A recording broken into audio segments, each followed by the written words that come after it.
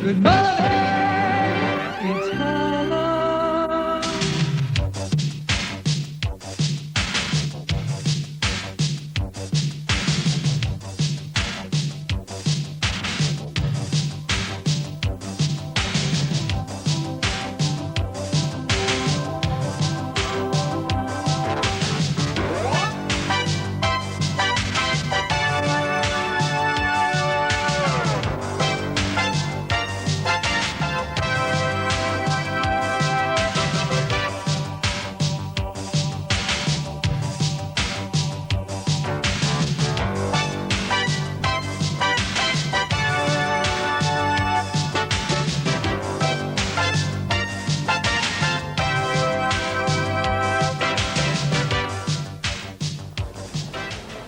Most of us listen to the radio at some time or other during the day.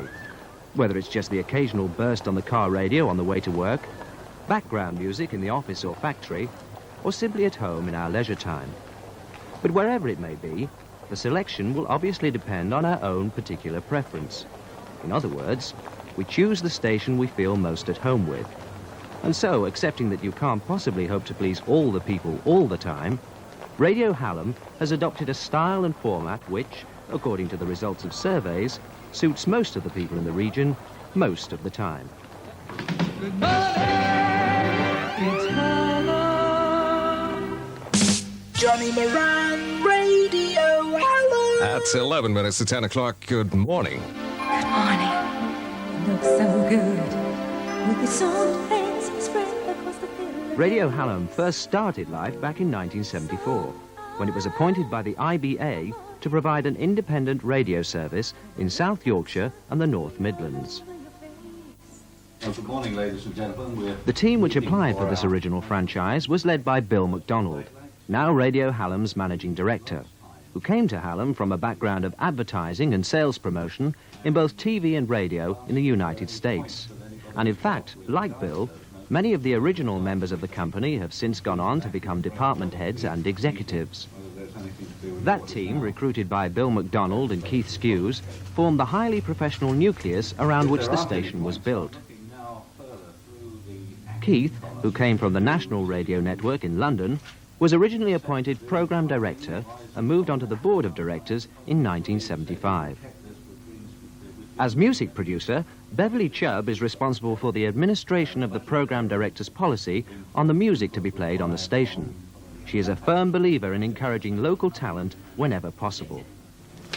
If you can just pop this on, Dave. Cheers. And Bev will come and collect you in Right. 2 seconds, Okay. okay? Good afternoon, Radio Hallam.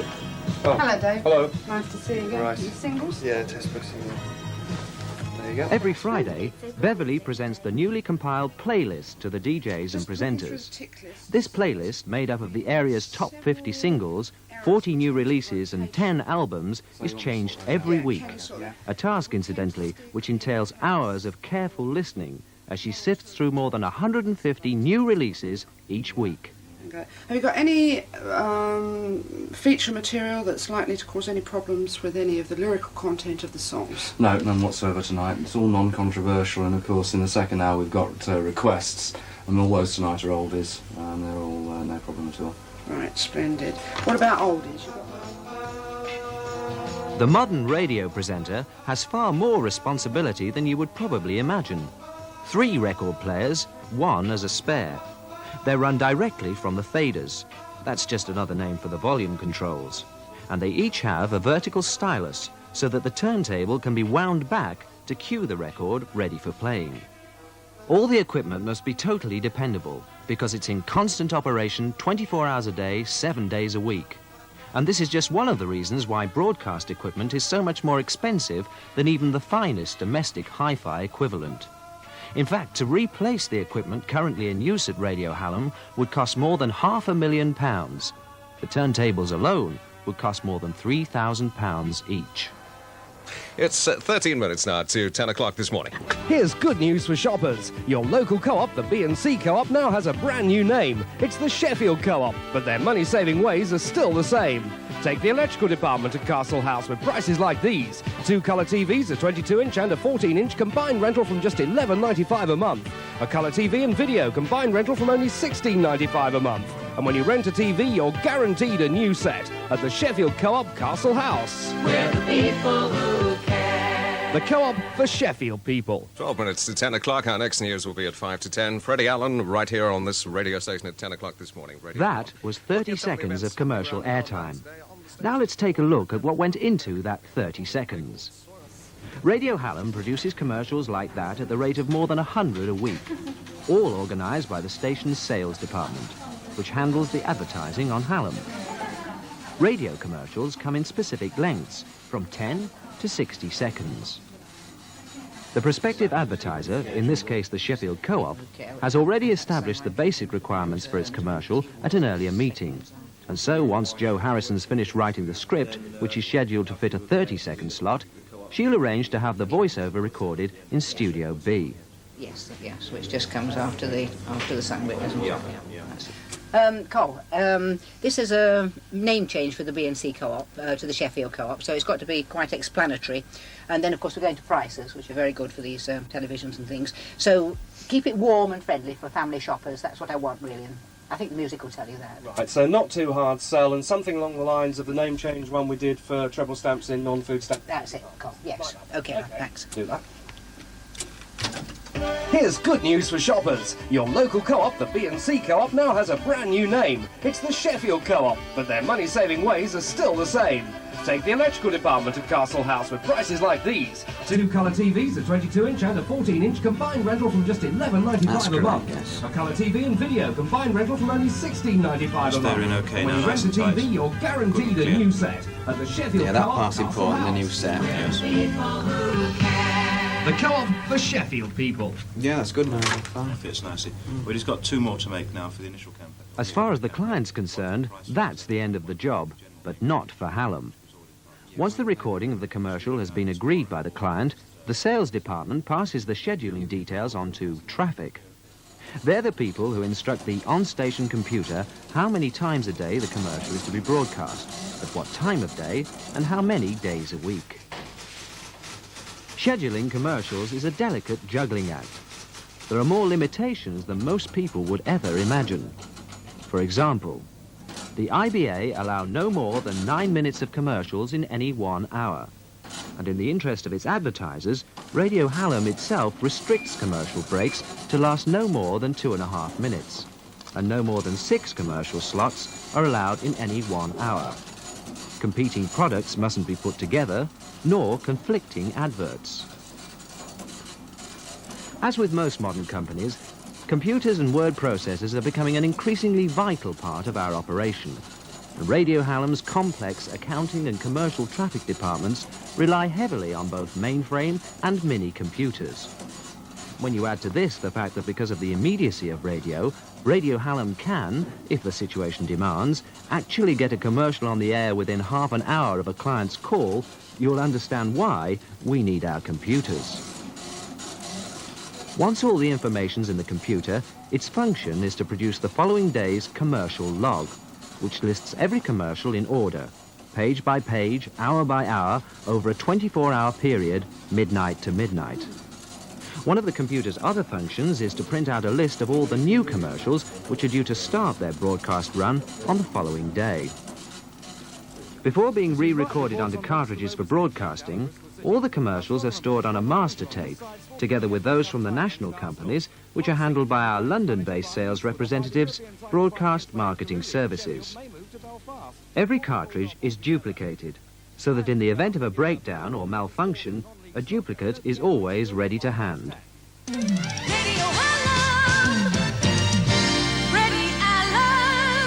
Thank you very much. You're tuned to Hallam. And later, we've Jimmy Mackay with Creature Comforts. And following a recent survey which has appeared today, Sarah Bridger has gone to find out if blondes really do have more fun. And we'll have more of that later in the programme. Well, they've got a reputation for it. It's just with experience, I suppose. So if you saw a blonde, a brunette and a redhead, would you treat them differently? No, not really, because people can dye their hair. And I think blonde hair is... Just because they've got blonde The interview you've just seen now needs to be edited, ready for inclusion in the programme. And whether it's recorded in the street or in Newsroom's own Studio E, local news is usually handled in much the same way. National news stories are supplied by Independent Radio News, or IRN as it's known. These are fed on telex and landline direct to Hallam's news console, where, just like the commercials, they're transferred onto cartridges for insertion into the programme. The statement which he has chosen to make to the House today, at no stage does he refer to negotiations or wish the process of negotiation any success. And that's called Beat the Clock. And that's Peter Mack's choice this morning. And Peter's here with the news prospects for the coming day. Morning, Peter. Morning, Freddie. A very appropriate record if you're working in the newsroom there, because we spend all our day trying to beat the clock and get things into the news bulletins at 5 to the hour. But at the moment, you've got the news prospects for us, I believe. And the main news this morning is what's happening in the postal dispute in London. Will it spread to the rest of the country? The postal workers leader Alan Tuffin says he'll recommend the ballots held over the Mount Pleasant dispute at the Mount Pleasant sorting office. He meets his executive later today, so more news on Head that. of news at Radio Hallam is Jim Greensmith. Jim, I saw that Austin Mitchell had asked a question in the House of Commons recently about these road signs. What's he on about? That was a question put in ignorance. He wanted to know how much rent was being paid for the signs that are on the M1 now for this traffic experiment that we're involved in. But of course the Department of Transport's paying for our signs and also for the BBC Radio Sheffield traffic signs as well. So he didn't really know what he was talking about. But they don't cover the whole of our area, do they? No, our signs are on the motorway going south from Barnsley to out of the area southwards, and the BBC Radio Sheffield signs on the northbound carriageway, just encouraging people to tune in to the local stations to get the latest traffic information. And the last thing I wanted to ask you today is to bring me up to date on the matter of our relationship with the police with regard to coverage of major incidents, because I know that there has been some doubt as to whether we could get access to a major incident in recent times. We've had some problems in the past. The fire in Fitzallen Square, when our radio car turned out, we had to talk our way in there really to get the radio car within sight of the fire so the reporter could describe live what was happening. And here at the classic cinema site in the centre of Sheffield, crowds of people are watching what surely must be the end of this particular cinema, because the flames have got a tremendous hold. As I speak to you, flames burst out of the front of the cinema. They're already bursting out of the roof of the cinema. Smoke has been pouring forth. The whole building, it seems, inside must be ablaze. We have about 6 tenders in attendance here. 2 of the tenders have their ladders up, with the firemen perched about 70, 80 feet. A station like Hallam has to be constantly prepared for such short-notice situations as this, and equipment maintained at 100% efficiency 24 hours a day. Studio A is taken out of commission once a week for routine maintenance. And in addition to this maintenance, the engineering department is also responsible for the actual design of many of Radio Hallam's studio and mobile facilities.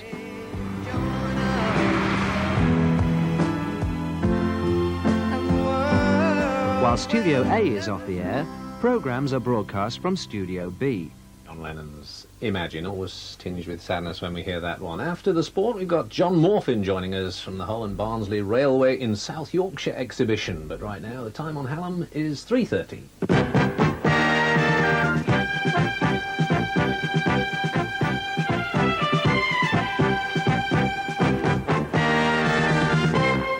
Nick Atkins at the sports desk. Football first, and there'll be no quick return to first-team action for Sheffield United. Radio Hallam's sports coverage is by far the most comprehensive in the whole of the region.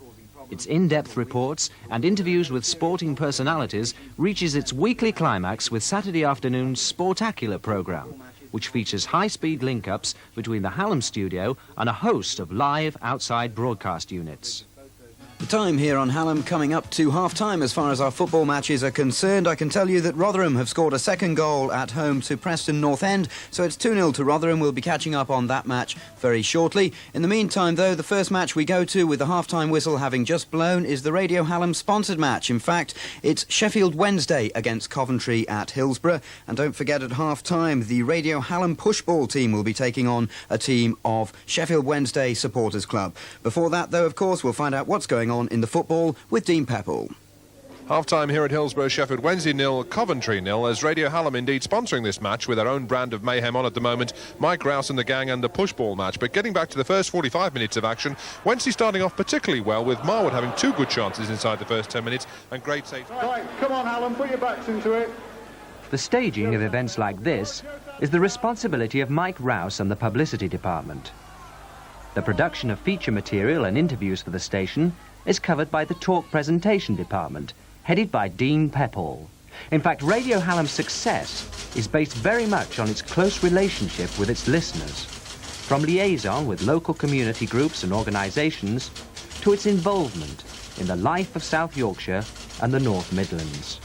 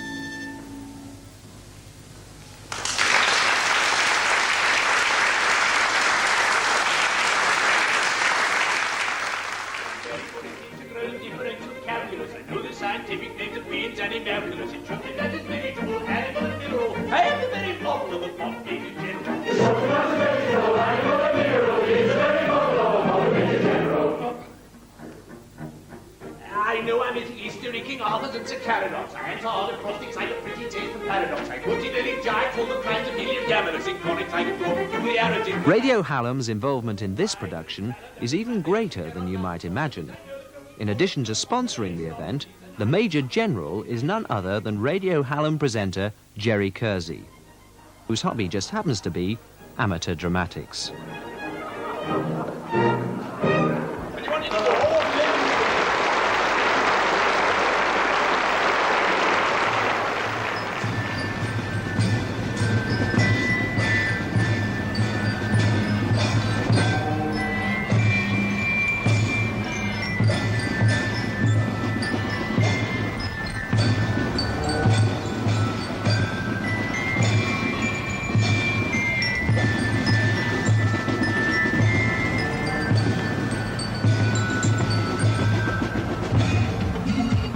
Zigzagging across the arena. It's the Lord Mayor's Parade. Junior Chamber of Commerce, Radio Hallam, Conga.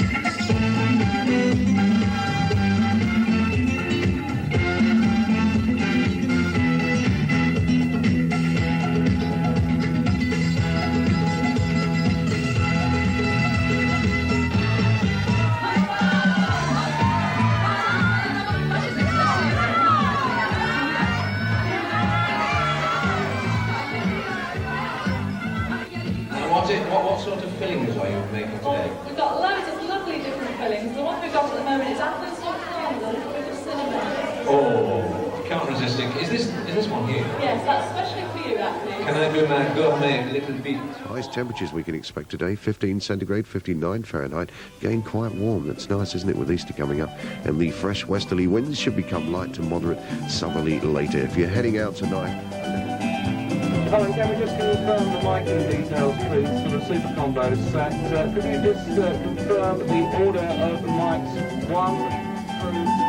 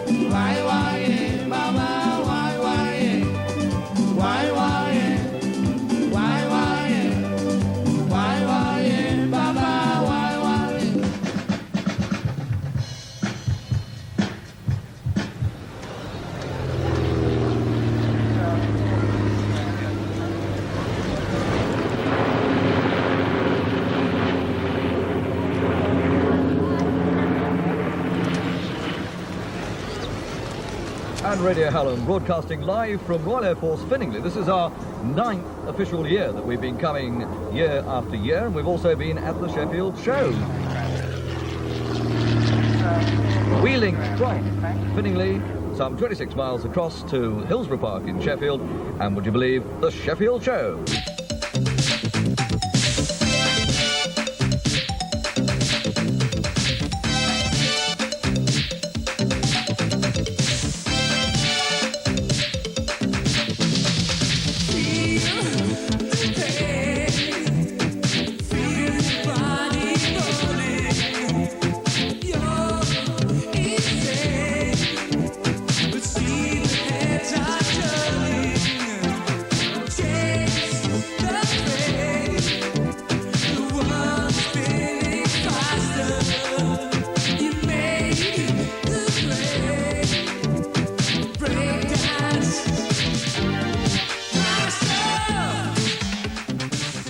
Radio Hallam presents the Sheffield Show 1984, Alvin Stardust!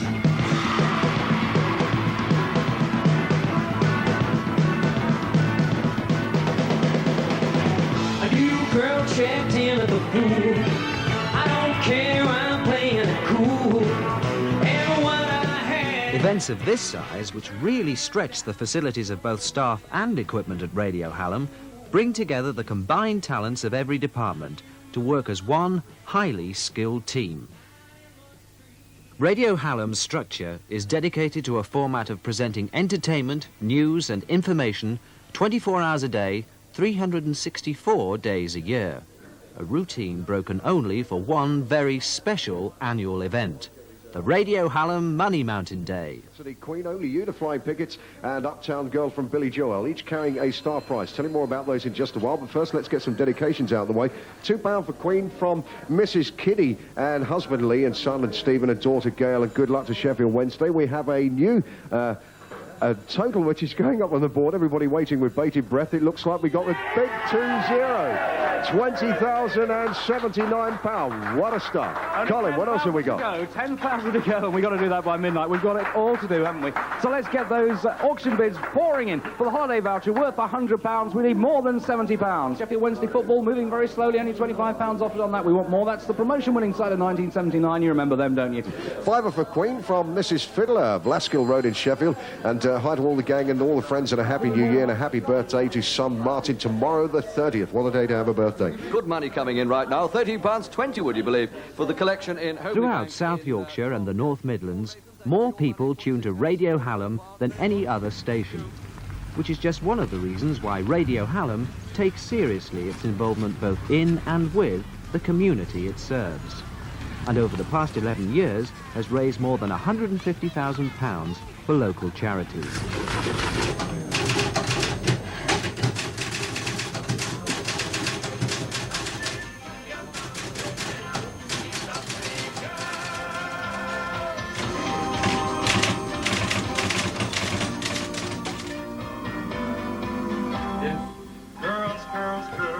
Good morning. Let me get out of the way very quickly as well. It's 3 minutes to 2.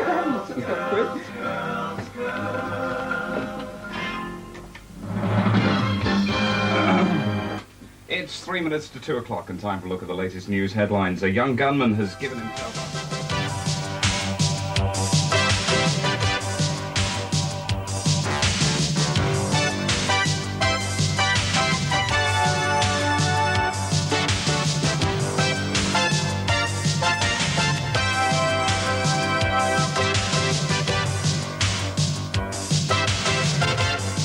Entertainment, news, local, national and international, companionship, involvement. At Radio Hallam, we believe that this is what independent radio is all about.